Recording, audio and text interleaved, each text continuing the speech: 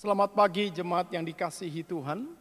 Mari kita bersama-sama mempersiapkan hati kita untuk mendengarkan firman.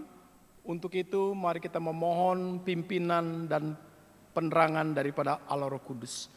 Mari kita bersama-sama kita berdoa. Ya Bapa, kami bersyukur pagi ini Tuhan telah kumpulkan kami di tempat ini untuk kami bersama-sama beribadah kepadamu.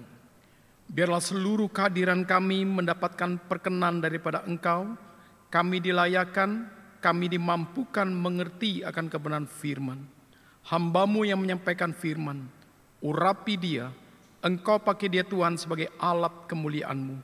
Biarlah setiap kami mengerti tentang pentingnya pengertian visi kerajaan Tuhan di dalam membangun hikmat kami, untuk kami bisa mendidik orang-orang sekitar kami, khususnya untuk anak-anak dan cucu kami sesuai dengan kehendak-Mu ya Tuhan.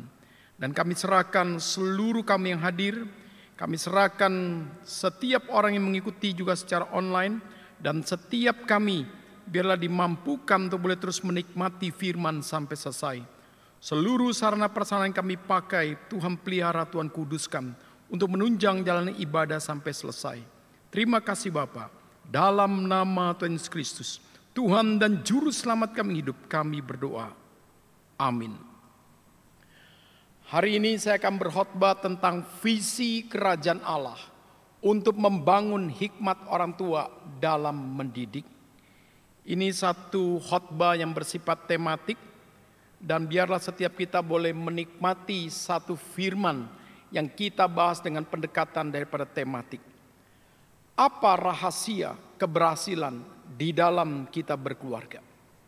Apakah benar keberhasilan itu diukur pada waktu kita membangun keluarga hanya berdasarkan daripada apa yang kita miliki, uang, rumah, harta, deposit dan lain-lain?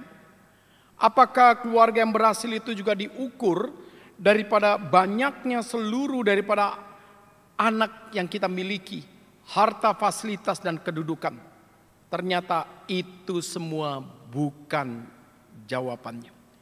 Alkitab menyatakan kepada kita, justru keluarga yang sungguh-sungguh berhasil menjadi satu rahasia yang sungguh-sungguh bisa membuat keluarga kita berkenan kepada Tuhan, yaitu sampai sejauh mana kita dapat menghadirkan nilai-nilai kerajaan Allah di tengah-tengah keluarga kita. Nah, di sini berarti menunjukkan kepada kita bahwa bukan uang sumber kebahagiaan keluarga, bukan anak sebagai sumber kebahagiaan keluarga, bukan fasilitas, bukan kedudukan, tapi bagaimana keluarga itu bisa bahagia karena kerajaan itu hadir, kerajaan Allah. Jadi anak, harta dan lain-lain itu adalah satu anugerah. Dan mari kita bersama-sama membahas akan bagian ini lebih dalam lagi. Kita masuk dalam pendahuluan kita lebih dalam. Permasalahan apa yang terbesar dalam kehidupan manusia? Maka banyak orang kalau ditanya apa permasalahanmu yang terbesar? Kurang uang, kurang harta, kurang kuasa dan lain-lain. Alkitab dengan jelas mengatakan bukan. Permasalahan kita yang terbesar adalah karena dosa. Dosa membuat cara pandang kita salah melihat segala sesuatu. Dosa membuat daripada nilai perasaan kita, afeksi kita bisa salah melihat daripada apapun yang terjadi. Sehingga manusia akhirnya karena dikuasai oleh dosa pikiran dan perasaan dan sikapnya, maka manusia tidak mau menuntut diri untuk mengerti hikmat surgawi. Pada waktu dia hidup, tidak mau menuntut pengertian hikmat surgawi. Pada waktu dia mengatasi masalah, tidak mau menuntut hikmat surgawi untuk di dalam hal pendidikan. Jadi di sini kita melihat permasalahan apa yang terbesar di dalam kita mendidik anak-anak kita. Kembali lagi, bukan uang, bukan harta, bukan fasilitas. Tetapi permasalahan kita yang terbesar dalam kita mendidik anak adalah kurangnya pengertian kita tentang visi kerajaan Allah. Yang bisa mendatangkan kita hikmat dalam mendidik.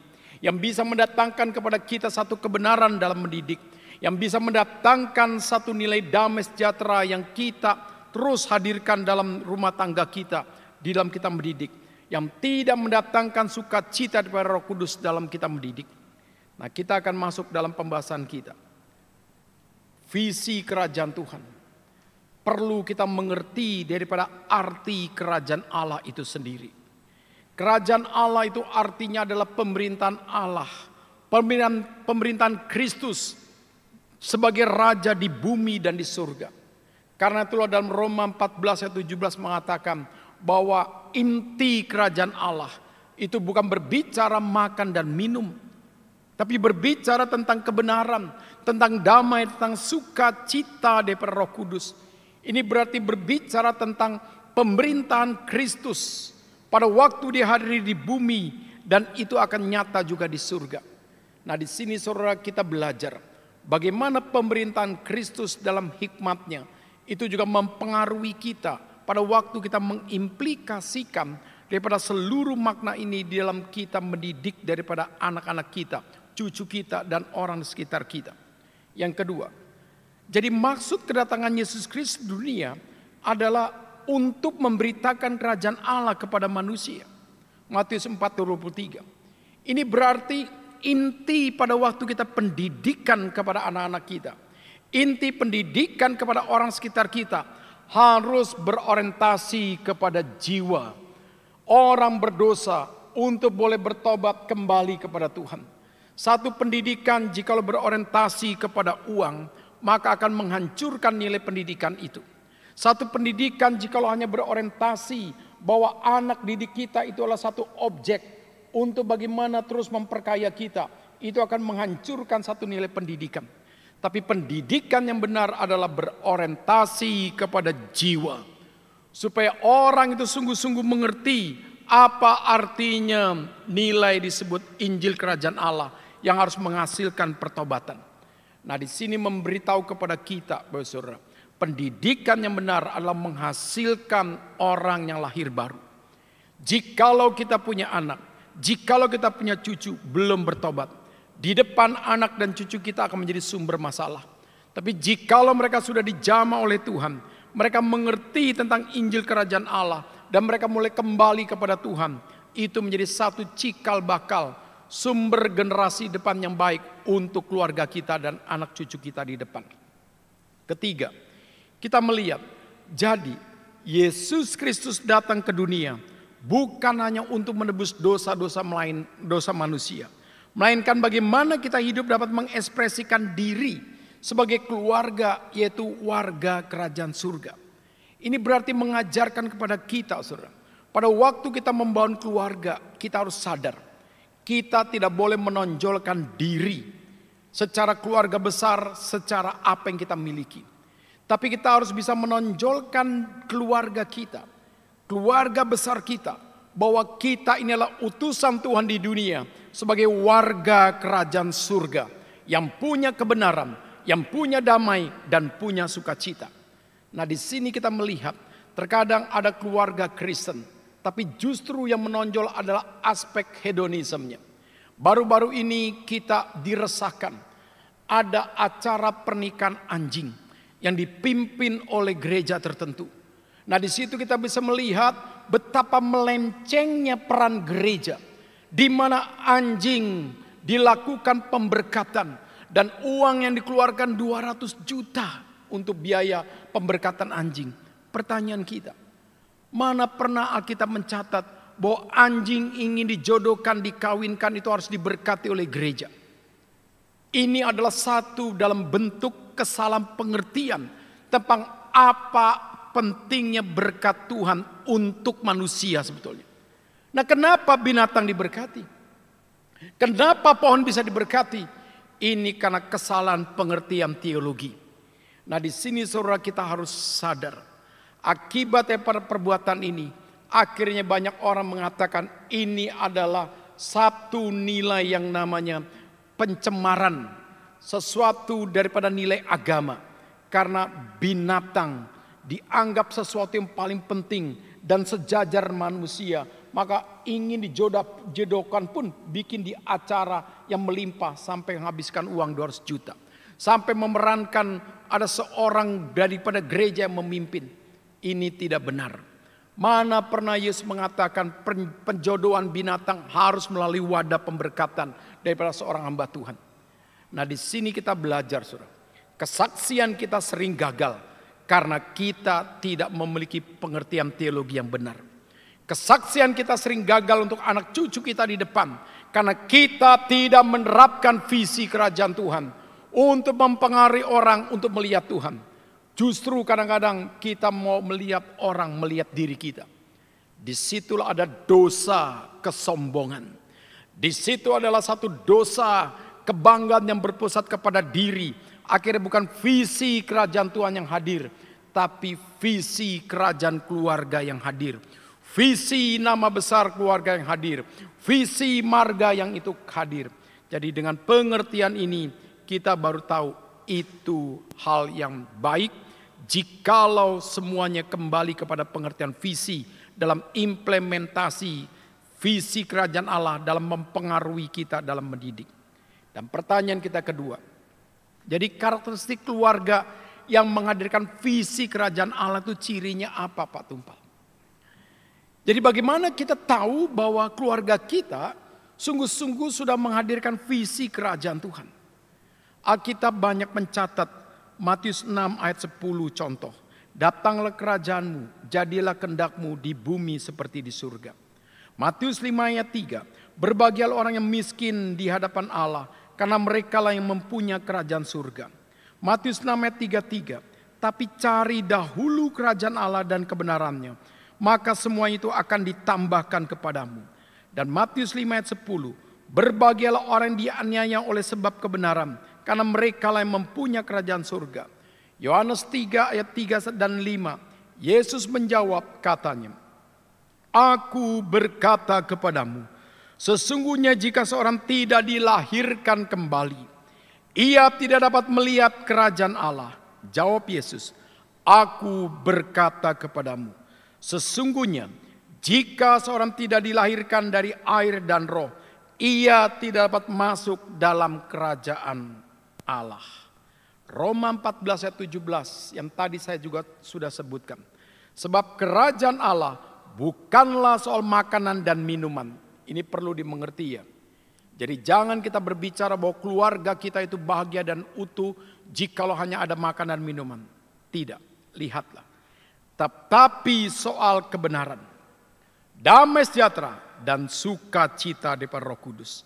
Ibrani 12 ayat 28. Jadi, karena kita menerima kerajaan yang tidak tergoncangkan, marilah kita mengucap syukur dan beribadah kepada Allah menurut cara yang berkenan kepadanya dengan hormat dan takut. Kalau saya bisa simpulkan di sini, bagaimana kita tahu karakteristik keluarga kita sudah menghadirkan satu visi kerajaan Tuhan untuk memberikan kepada kita satu hikmat, memberikan kepada kita satu kebenaran, memberikan kepada kita satu damai, memberikan kepada kita satu sukacita. Yang pertama, menghadirkan Allah di dalam seluruh kebenaran, damai dan sukacitanya, di dalam seluruh nilai relasi kita kepada anak-anak kita, cucu-cucu kita. Menghadirkan Allah bukan berarti secara mistik. Kita percaya di mana satu dua orang itu hadir, Allah itu eksis adanya. Istilah kata menghadirkan berarti ini kita in making. Kita menciptakan satu kebenaran Tuhan itu hadir di rumah kita dengan adanya kebaktian keluarga. Dengan adanya prinsip-prinsip kebenaran dinyatakan. Ketika ada masalah harus diselesaikan dalam damai Tuhan. Ketika keluarga kita punya sukacita, bukan soal kita pergi kemana. Tapi sukacita yang terbesar, yaitu pada waktu keluarga kita boleh dipakai Tuhan, bisa melayani Tuhan. Keluarga kita bisa dipakai Tuhan untuk bisa mempertobatkan orang lain. Itu tandanya kita keluarga yang melayani, itu tandanya kita keluarga yang juga berorientasi kepada visi kerajaan Tuhan, yaitu melayani orang-orang berdosa untuk kembali kepada Tuhan. Itu tanda yang pertama. Tanda yang kedua, menghadirkan Allah. Ini kembali lagi saudara, bukan soal menghadirkan secara mistik. Tetap kita percaya satu dua orang berkumpul Allah itu hadir. Yang di sini yang mau saya ingin tekankan menghadirkan Allah. Artinya, nyatakanlah di dalam hal kepentingan keluarga kita. Di dalam kita pendidikan, kesucian itu penting. Terang Allah itu penting. Otoritas itu penting untuk dinyatakan. Jadi artinya, kita harus marah di keluarga. Jikalau ada dosa, kita akan marah kepada anak-anak kita. Jikalau anak-anak kita tidak mementingkan kesucian Tuhan dan mereka berdosa misalnya dalam cara berpikir, mereka berdosa dalam karakter, mereka berdosa dalam cara hidup, maka kita harus marah. Dan marahmu adalah marah yang suci. Hai kita semua orang tua, hai kita semua kakek dan nenek, karena tidak membiarkan anak dan cucu dan sekitar kita bermain-main dengan dosa. Dan kedua, kita harus bisa mementingkan terang itu hadir. Di mana terang itu hadir, maka tidak ada dosa yang disembunyikan. Di mana terang itu hadir dalam keluarga kita, semuanya jujur dan takut akan Tuhan. Ini berarti mengajarkan kepada kita bagaimana dalam satu pendidikan aspek nilai honesty for God, honesty for self, honesty for others. Itulah sesuatu yang perlu kita mengerti. Jujur terhadap Tuhan, jujur terhadap diri, dan jujur terhadap sesama. Jadi ini membuat kita dan membuat anak-anak kita takut berbuat dosa. Karena mereka tahu Tuhan itu maha tahu dan maha hadir. Ketiga, kita hadir menyatakan otoritasnya. Artinya, kebenaran Tuhan dalam seluruh pemerintahannya itu menjadi sesuatu yang perlu kita hormati. Itu adalah sesuatu yang perlu kita utamakan. Jadi otoritas Tuhan harus sama-sama kita hadirkan. Sehingga pada waktu kita mendidik, anak-anak harus sadar bahwa seluruh kehidupan kita ada di tangan daripada Tuhan yang Maha Kuasa. Seluruh masa depan keluarga kita, seluruh masa depan anak dan cucu kita, itu tergantung sampai sejauh mana mereka sungguh-sungguh mau bergantung kepada Tuhan. Sampai sejauh mana mereka sungguh-sungguh mau dipimpin Tuhan. Sampai sejauh mana mereka sungguh-sungguh mengandalkan Tuhan. Saya masih melihat beberapa jemaat di sini kadang-kadang kebaktian hari Minggu. Tapi juga ada yang kadang datang, kadang enggak. Tapi ada juga yang kadang-kadang juga datang mungkin terhitung jari. Kenapa demikian? Karena mereka tidak mementingkan Sabat. Itu hari yang spesial, hari Minggu, untuk beribadah kepada Tuhan bersama dengan keluarga besar daripada GRI. Nah, di dalam bagian inilah saudara kita mengerti prinsip yang kedua. Dan prinsip yang ketiga, menghadirkan Allah dalam pemeliharaannya, kekuatannya dan pertolongannya. Matius 6 ayat 33. Apa artinya? Artinya saudara, keluarga kita bisa eksis bukan karena kekuatan uang. Keluarga kita bisa eksis bukan karena kekuatan fasilitas. Keluarga kita bisa eksis bukan karena soal kekuasaan. Keluarga kita eksis karena kita selalu minta belas kasihan Tuhan yang memelihara daripada seluruh kehidupan kita. Di dalam kebaktian pagi kita membahas konteks tentang providensia Allah. Menyatakan tentang unsur kekuatan Allah memelihara ciptaan termasuk kita. Dan juga kekuatan Allah di dalam pemerintahannya. Ini berarti mengajarkan kepada kita pemeliharaan Allah yang paling agung. Dia bisa memelihara iman kita melalui terang firman-Nya. Dia bisa memelihara anak cucu kita, mempertahankan harta yang paling berharga di rumah, bukan uang. Harta yang paling berharga di rumah adalah iman kepercayaan kepada Tuhan. Nah, disitulah maka kita terus mempertahankan bagian ini. Yang kedua, menghadirkan Allah dalam kekuatannya. Artinya, arahkan anak cucu kita untuk lebih mengandalkan Tuhan, bukan mengandalkan orang tua. Hai celakalah kita anak dan cucu, jikalau engkau terlalu bergantung kepada orang tua, karena orang tua masih punya harta dan uang, tetapi akhirnya engkau tidak bergantung kepada Tuhan. Maka sebagai orang tua, jangan mau engkau diperalat oleh anak yang hanya mau memanfaatkan kekuatan dan harta kita, tapi dirinya sendiri tidak mau berjuang. Maka anak dan cucu kita, mari kita biarkan mereka berjuang. Jangan dimanja. Untuk mereka lebih mengandalkan kekuatan Tuhan yang memimpin pikiran mereka, yang memimpin seluruh program hidup mereka, sehingga mereka lebih mengandalkan Tuhan di dalam hikmatnya, di dalam kebenarannya, di dalam pertolongannya, bukan mengandalkan kita. Yang ketiga, bagaimana dalam pendidikan anak harus terus memohon pertolongan Tuhan. Jadi artinya, jangan dikit-dikit anak pada waktu datang kepada kita, langsung kita kasih solusi. Jangan langsung anak-anak mengeluh segala sesuatu, cepat-cepat kita kasih solusi. Bilang kepada anak kita, sudahkah engkau berdoa kepada Tuhan?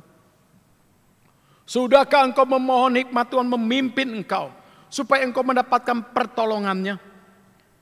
Ini saudara langsung mengajarkan kepada kita. Anak pun harus dididik untuk melihat Tuhan sebagai penolongnya. Kita memang kadang-kadang sebagai orang tua, jika perasaan kita tipis, anak baru mengeluh sedikit, minta tolong sedikit, kita langsung tolong. Tetapi saudara, cara pendidikan seperti itu justru membuat anak tidak melihat Tuhan, melihat kita. Maka kenapa anak kita gagal dalam berjuang?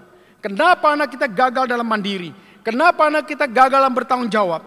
Karena dalam pendidikan kita tidak mengarahkan anak untuk melihat Tuhan, untuk lebih percaya kepada kekuatan Tuhan, untuk lebih mengandalkan pertolongan Tuhan. Jadi seolah-olah di dalam keluarga, siapakah pusat daripada pendidikan? Kita, orang tua. Salah. Pusat pendidikan kita adalah visi kerajaan Tuhan yang kita hadirkan. Itu yang ketiga. Yang keempat, menghadirkan Allah dalam ibadahnya dan kehendaknya dan kasihnya. Apa artinya, saudara? Keluarga yang paling indah ketika engkau berkumpul, engkau mengadakan ibadah. Chapel keluarga yang paling penting ketika firman menerangi setiap hati dan pikiran anak dan cucu kita. Maka jikalau orang tua kurang mementingkan ini, hai kita anak, hai engkau cucu, maka pada waktu engkau berkumpul bilang, kong, kakek, nenek, opung, mari kita bersama-sama kita beribadah kepada Tuhan. Supaya pertemuan kita menjadi pertemuan yang indah, di mana kemuliaan Tuhan itu ditinggikan. Firman bercahaya untuk pikiran dan perasaan kita. Sehingga pada waktu akhirnya keluarga itu berkumpul, lebih mementingkan pembicaraan tentang kehendak Tuhan. Yang harus kita sama-sama rindukan terjadi untuk keluarga kita. Coba tanya kepada istrimu. Coba tanya kepada suamimu. Apa kehendak Tuhan yang harus kita genapkan melalui keluarga kita melayani Tuhan. Kadang-kadang kita peka. Kehendak yang harus kita genapkan berkaitan dengan anak cucu kita, berkaitan dengan ekonomi, dengan uang, dengan bisnis dan segala sesuatu. Itu tidak salah. Tapi pernahkah kita membangun kepekaan? Apa kehendak daripada kerajaan Tuhan yang harus kita genapkan melalui pelayanan keluarga bagi Tuhan? Nah, di situ langsung mengajarkan kepada kita. Pada waktu keluarga berkumpul, lebih mementingkan kehendak Tuhan yang mulia. Yang harus sama-sama kita genapkan sebagai unit gereja yang kecil keluarga. Akhirnya lebih mementingkan daripada kehendak Tuhan. Dan yang ketiga kita melihat, menghadirkan kasihnya. Apa artinya? Artinya ini menjelaskan kepada kita, saudara, di mana keluarga hadir. Kasih Tuhan lebih menguasai dan lebih memenuhi hati daripada anak dan cucu kita. Maka di mana kasih Allah itu hadir, tidak ada percecokan. Tidak ada sakit hati, tidak ada konflik, tidak ada dendam. Di mana ada kasih, kata 1 Korintus 13 jelas mengatakan seluruh damai itu terjadi. Pengampunan itu terjadi, pengertian itu terjadi. Aspek inisiatif dan kerelaan berkorban itu terjadi. Jadi di sini kita melihat supremasi kasih Kristus. Jikalau itu bisa mendidik karakter daripada anak-anak kita dan cucu-cucu kita, mereka tidak akan saling bersaing untuk sesuatu yang negatif. Mereka tidak akan saling menyakiti hanya karena uang dan segala sesuatu. Dan mereka tidak mudah timbul iri hati. Kenapa? Karena kasih Tuhan, kasih Yesus Kristus memenuhi hati mereka untuk mereka bisa kompak di dalam hidup bagi kemuliaan Tuhan. Jadi di sini kita melihat 4 ciri keluarga yang boleh sungguh-sungguh di dalam mendidik, menyatakan visi kerajaan Allah. Itu mengarahkan hikmat, kebenaran, damai, dan sukacita mereka. Dan pertanyaan kita selanjutnya, apa manfaat visi kerajaan Allah bagi hikmat orang tua dalam mendidik? Apa manfaatnya? Di sini kembali lagi saya berbicara 4 poin. Manfaatnya yang pertama, mari kita baca bersama-sama. Memberikan pengertian supaya di dalam mendidik memprioritaskan Tuhan. Kita jangan memprioritaskan harta. Kita jangan memprioritaskan keuntungan. Kita jangan memprioritaskan hal-hal dunia yang bersifat sementara. Itu salah total. Di dalam kita mendidik harus memprioritaskan Tuhan di atas segala apapun juga. Ini langsung mengajarkan kepada kita betapa pentingnya visi kerajaan Tuhan. Untuk kita akhirnya anak-anak itu sadar. Pagi-pagi harus berdoa. Mau sekolah berdoa. Pulang pun dia harus mementingkan Tuhan di atas segala sesuatu. Ini penting sekali. Kedua, apa manfaatnya? Memberikan kepada kita orang tua kesabaran. Karena kita orang tua kadang-kadang bisa hilang sabar waktu anak nakal. Kita bisa hilang kesabaran pada waktu melihat cucu-cucu kita nakal. Kita bisa hilang kesabaran karena kita punya pengharapan seperti ini. Anak akhirnya tidak seperti yang kita harapkan. Maka kita perlu sabar dalam Tuhan. Bukan berarti membiarkan segala sesuatu tanpa nilai pendidikan. Kedua, ini bisa memberikan kepada kita orang tua itu kekuatan. Akhirnya kita mau minta Tuhanlah yang dalam hikmat yang menolong memampukan kita mendidik anak dan cucu kita atau orang di sekitar kita. Juga untuk guru-guru sekolah minggu. Akhirnya pada waktu kamu mendidik engkau sadar manusia bukan sumber perubahan. Tuhanlah melalui firman-Nya, pekerjaan Allah Roh Kudus. Itu adalah sumber daripada kekuatan merubah orang-orang yang kita didik. Ketiga, memberikan kepada kita ketekunan. Ketekunan yang punya arah. Ketekunan yang punya target. Artinya orang yang tekun, susah pun dia tetap berjalan. Menderita pun dia tetap berjalan. Perlahan demi perlahan sampai mencapai target. Di dalam mendidik kita orang tua, kadang-kadang kita punya air mata. Kita punya keluhan hati. Tapi ini tidak membuat kita mundur. Karena kita percaya anak berharga di mata Tuhan. Cucu berharga di mata Tuhan. Anak-anak sekolah minggu berharga di mata Tuhan. Maka engkau tekun berdoa kepada Tuhan. Itu adalah yang kedua. Yang ketiga.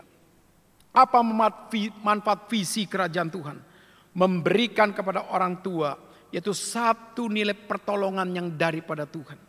Memberikan kepada orang tua yaitu pengharapan yang hanya datangnya daripada Tuhan. Dan mengharapkan juga satu penyertaannya. Ini langsung menyadarkan kepada kita. Bagaimana pada waktu kita mendidik anak dan cucu dan orang lain. Engkau pun terus mengandalkan Tuhan. Dalam pertolongannya. Dalam pengharapannya. Dalam penyertaannya. Akhirnya kita tidak boleh menjadi orang tua yang mudah putus asa dalam mendidik anak. Kenapa? Karena kita hanya alat dalam mendidik anak dan cucu dan juga anak-anak sekolah minggu.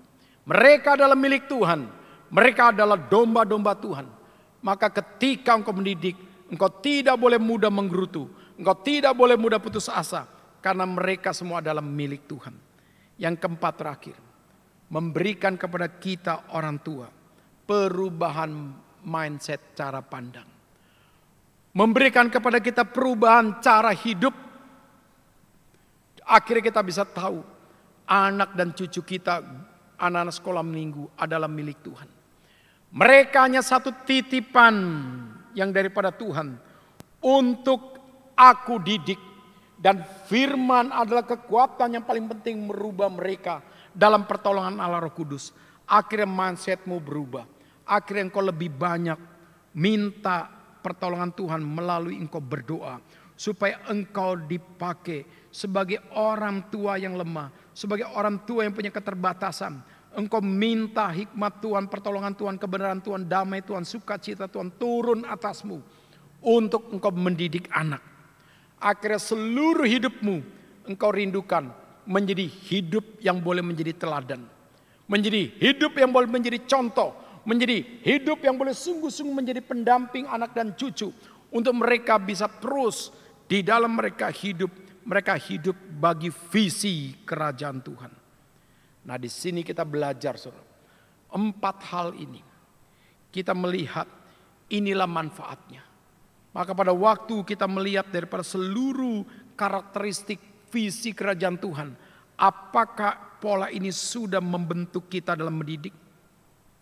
Apakah 4 ini sudah kita terapkan sungguh-sungguh di dalam kita mendidik anak dan cucu kita atau orang sekitar kita? Dan apakah pengertian daripada visi itu sudah sungguh-sungguh maknanya kita implementasikan dalam kehidupan kita? Dan apakah manfaat ini boleh sungguh-sungguh kita ketahui ini punya sesuatu yang sangat penting di dalam peran kita hadir sebagai orang-orang yang sudah ditebus oleh Yesus Kristus. Kristus hadir untuk menebus dosa kita. Kristus hadir untuk bagaimana menghadirkan kita menjadi garam dan terangnya. Dan Kristus hadir untuk membangun keluarga menjadi keluarga bagi Kristus. Biarlah setiap kita masing-masing dari sebelah kiri kanan saya, sebelah kanan saya, coba evaluasi diri. Apakah engkau sudah menjadi orang tua yang bijak? Apakah engkau sebagai suami sudah menjadi orang tua yang bijak? Apakah engkau sebagai seorang istri sudah menjadi istri yang bijak? Dan apakah kita sudah menghadirkan visi daripada kerajaan Tuhan ini dalam mendidik anak dan cucu kita? Apakah ini juga sudah mempengaruhi kita menjadi guru sekolah minggu kepada anak yang dititipkan kepada kita? Jikalau ini semua belum kita lakukan, mari kita bersama-sama mengaku dosa di hadapan Tuhan. Mari kita bersama-sama menyatakan kebersalahan kita dan memohon pembaruan daripada Tuhan. Dan sebagai anak dan cucu, jikalau engkau boleh sungguh-sungguh bisa mengerti juga bagian ini, dan ini sama-sama engkau perjuangkan hadir dalam keluargamu, ini baik. Biar melalui firman Tuhan pada pagi ini, hati kita boleh sungguh dibangunkan untuk kita bisa mengerti tentang pengertian pentingnya visi kerajaan Tuhan dalam mempengaruhi hikmat kita dalam mendidik anak dan cucu. Biarlah seluruh hidup kita, keluarga kita boleh sungguh menjadi keluarga yang dipakai Tuhan, dan anak cucu kita punya masa depan yang cemerlang bagi kemuliaan Tuhan. Mari kita berdoa. Bapa kami yang di surga, kami bersyukur untuk firman-Mu. Kami bersyukur untuk semua yang kami dengar. Biarlah semua ini boleh sungguh Tuhan memperbarui sekali lagi kami sebagai orang tua, kami sebagai kakek dan nenek, untuk kami boleh punya satu pola pendidikan berdasarkan visi kerajaan-Mu ya Tuhan. Ampuni kami kalau di dalam peran kami mendidik banyak kegagalan. Dan ampuni kami jikalau dalam mendidik kami kurang menerapkan semuanya ini ya Tuhan. Sekali lagi Tuhan, kami mempersembahkan diri kami untuk dipakai menjadi alat kemuliaan-Mu Tuhan. Biarlah hikmat-Mu turun kepada setiap kami, untuk kami terapkan di dalam mendidik anak dan cucu kami dan kepada orang di sekitar kami. Terima kasih ya Tuhan. Dalam nama Tuhan Yesus Kristus, Tuhan dan Juru Selamat kami hidup, kami berdoa. Amin.